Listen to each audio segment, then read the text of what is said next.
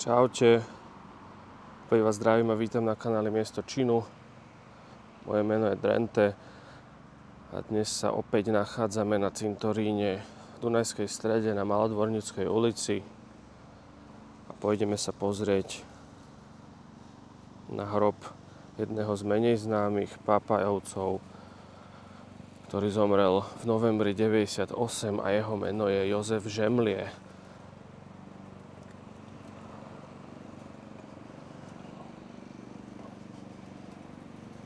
To bude kratučké video, len ako doplnok, aby sme vedeli teda, ako skončil. Dúfam, že tu nie je moc hluk, lebo pán tu kosí.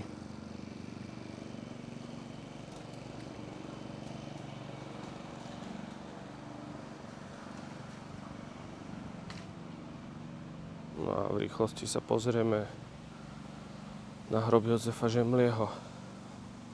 Tu v tejto časti sme si predtým ukazovali hrob Františka Keca Kováča, aj Norberta Vargu a túto týmto smerom kúsok ďalej sme si ukazovali hroby Pápajovcov, aj Pavla Abraháma, aj mladšieho Zoltána Pápaja.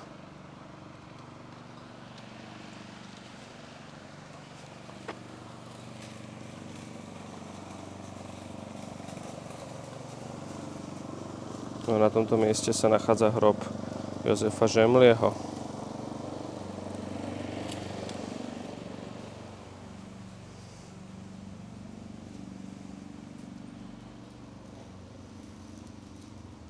Narodený 72, zomrel 98. Vo videu o ňom sme si ukázali, kde pravdepodobne našli jeho telo. Takže toto máte ako doplnok k tomu. Ak máte nejaké ďalšie informácie, samozrejme dajte mi vedieť v komentároch.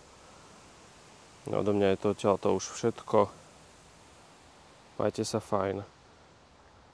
A vidíme sa opäť pri ďalšom videu. Čaute.